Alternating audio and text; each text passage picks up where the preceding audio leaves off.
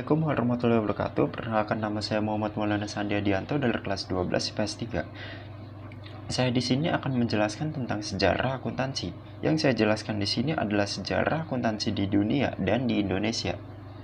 Yang pertama, sejarah akuntansi di dunia. Pada tahun 1494, Luca Pacioli mempublikasikan buku yang berjudul Summa de Arithmetica Geometrica Proortioni et Proportionalia.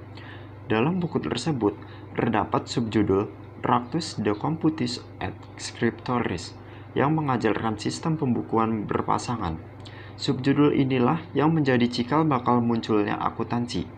Setahun setelah buku tersebut dipublikasi, akuntansi mulai diterapkan di Italia. Seiring berjalannya waktu, akuntansi mulai diakui sebagai disiplin ilmu tersendiri.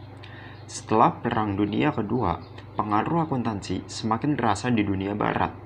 Bagi banyak negara, akuntansi merupakan masalah nasional dengan standar dan praktek nasional yang melekat erat dengan hukum aturan profesional.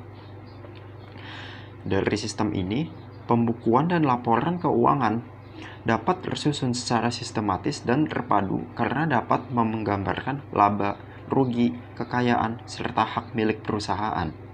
Selanjutnya, sistem akuntansi diberi nama sesuai dengan nama orang yang mengembangkannya atau dari nama negara masing-masing. Seperti misalnya, sistem Anglo-Saxon di Amerika Serikat dan Inggris, serta sistem kontinental di Belanda. Saat ini, sistem akuntansi yang paling banyak digunakan adalah Anglo-Saxon. Ini disebabkan karena Anglo-Saxon dapat mencatat berbagai macam transaksi secara lebih mudah. Di samping itu, sistem Anglo-Saxon melakukan pembukuan yang terdapat dalam satu bagian akuntansi, sedangkan sistem lain justru memisahkan antara pembukuan dengan akuntansi. Kemudian, pada akhir abad ke-19, sistem pembukuan berpasangan berkembang di Amerika Serikat dan mulai disebut sebagai akuntansi atau akuntan.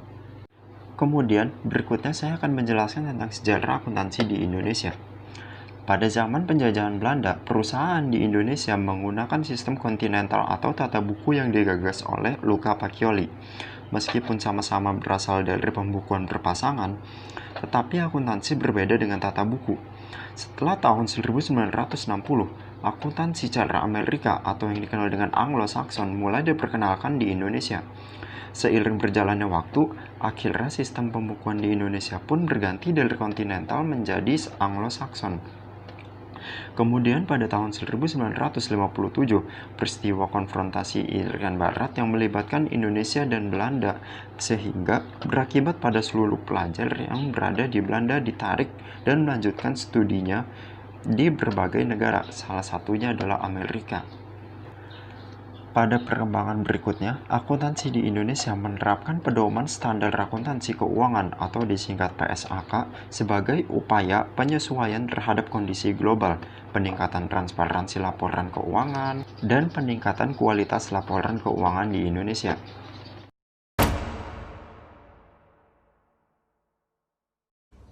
Yang pertama ada pengertian akuntansi. Akuntansi itu terjemahan dari kata accounting yang berarti menghitung. Secara garis besar, akuntansi adalah suatu proses yang diawali dengan mencatat, mengkelompokkan, mengolah, menyajikan data, serta mencatat transaksi yang berhubungan dengan keuangan sehingga informasi tersebut dapat digunakan oleh seseorang yang ahli di bidangnya dan menjadi bahan untuk mengambil suatu keputusan. Seorang praktisi yang ahli dalam bidang ini disebut akuntan. Kemudian ada manfaat akuntansi. Yang pertama, menyediakan informasi keuangan untuk dasar keputusan manajerial. Dalam proses pengambilan keputusan harus mempertimbangkan berbagai hal. Salah satunya yaitu keadaan keuangan perusahaan. Dengan akuntansi ini memudahkan seseorang untuk mengambil keputusan yang lebih menguntungkan. Kemudian manfaat yang kedua yaitu sebagai informasi atau laporan kepada pihak eksternal. Pihak eksternal di sini contohnya itu investor. Nah, si investor ini membutuhkan laporan-laporan keuangan perusahaan untuk menilai kinerja perusahaan dan manajemen. Kemudian manfaat yang ketiga yaitu alat pengontrol dan pengendali keuangan.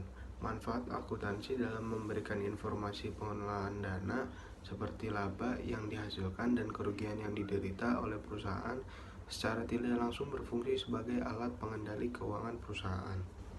Kemudian manfaat yang terakhir yaitu alat evaluasi perusahaan.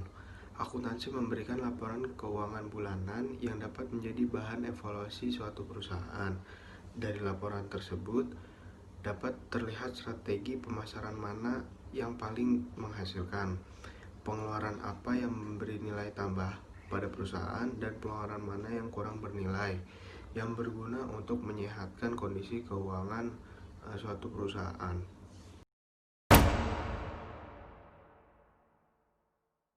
Assalamualaikum warahmatullahi wabarakatuh. Nama saya Muhammad Halif Cahsana. Di sini saya akan menjelaskan mengenai siapa saja pemakai informasi akuntansi. Pentingnya informasi akuntansi dalam sebuah perusahaan untuk digunakan sejumlah pihak. Para pemakai informasi akuntansi ini memiliki tujuan yang berbeda-beda tergantung pada kebutuhan mereka. Oleh karena itu, sistem informasi akuntansi dari perusahaan bisnis harus dirancang dengan cara yang sesuai standar akuntansi dan menghasilkan laporan untuk memenuhi kepentingan semua pihak pemakai informasi akuntansi. Pemakai informasi akuntansi terdiri dari dua jenis, yaitu pemakai eksternal dan pemakai internal. Pemakai internal termasuk manajer dan pemilik atau owner, sedangkan pengguna eksternal bisnis termasuk investor, kreditor, pemasok, instansi pemerintah, masyarakat umum, dan pelanggan karyawan. 1. Pengguna internal. Pengguna internal adalah pemakai informasi akuntansi yang biasanya menggunakan campuran informasi manajemen dan akuntansi keuangan. 1. Manajemen. 2. Pemilik atau owner. Pemakai informasi eksternal. Pengguna eksternal biasanya hanya menggunakan informasi akuntansi keuangan. Beberapa pihak pemakai informasi akuntansi internal dan kebutuhan mereka atas informasi tersebut sangatlah dibutuhkan. Berikut ini adalah pengguna informasi akuntansi eksternal. 1. Investor. 2. Kreditor. 3. Pemasok atau supplier. 4. Instansi pemerintah. 5. Masyarakat umum. 6. Pelanggan. 7. Karyawan.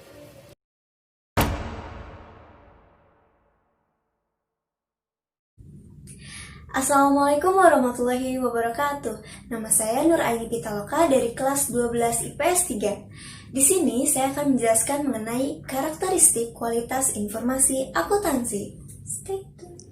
Apa itu karakteristik kualitas informasi akuntansi? Perbedaan karakteristik kualitas informasi akuntansi dibagi menjadi dua, yaitu dasar atau utama dan sekunder. Nah, sekarang Aini akan menjelaskan secara terperinci mengenai karakteristik kualitas informasi akuntansi. Yang pertama yaitu ada relevansi.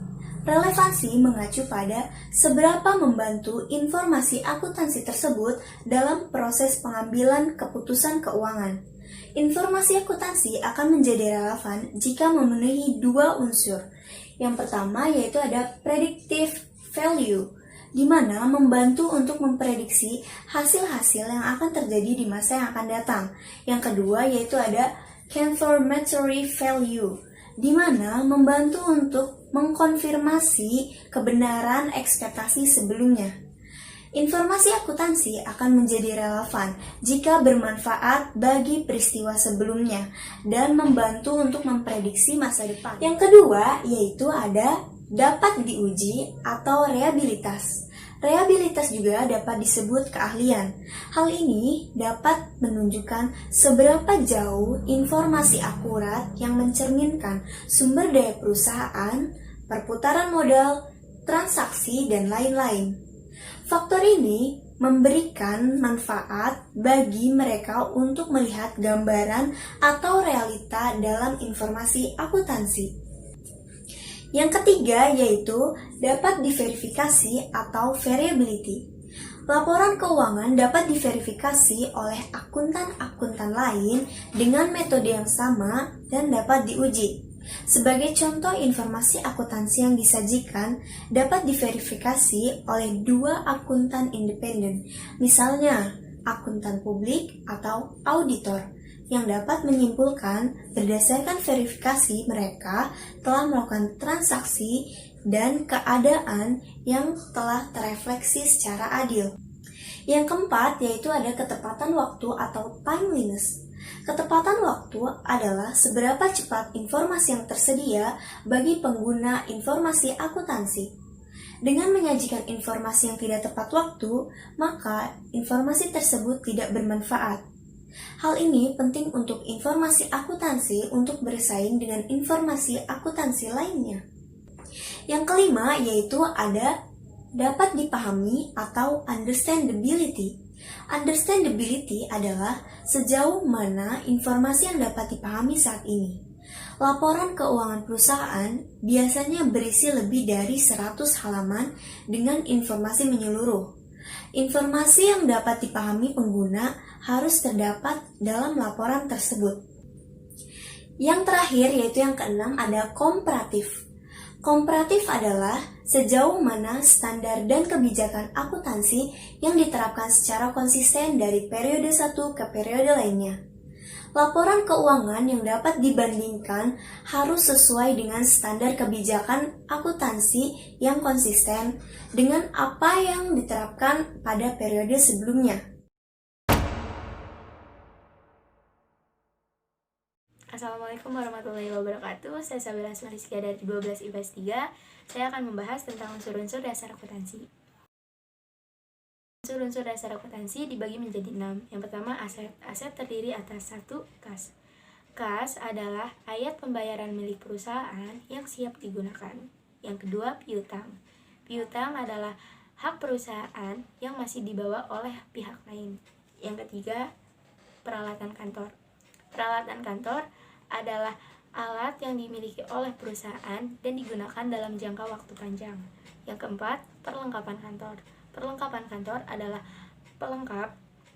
bahan pelengkap aktivitas perusahaan dan digunakan dalam jangka waktu pendek. Yang kelima, tanah. Tanah adalah lahan berupa tempat suatu bangunan berdirinya perusahaan. Yang keenam, bangunan. Bangunan adalah gedung permanen yang dimiliki oleh perusahaan dan digunakan untuk aktivitas usaha. Yang ketujuh, kendaraan. Kendaraan adalah alat transportasi yang dimiliki oleh perusahaan dan digunakan untuk aktivitas operasi. Untuk unsur yang kedua adalah liabilitas. Liabilitas adalah tanggung jawab perusahaan pada saat ini yang disebabkan karena kejadian masa lampau. Yang ketiga, ekuitas. Ekuitas adalah sisa kepentingan dalam aset suatu perusahaan setelah terjadinya pengurangan kewajiban. Yang keempat, ada pendapatan. Pendapatan adalah aliran masuk atau peningkatan lain atas aset atau penurunan kewajiban perusahaan.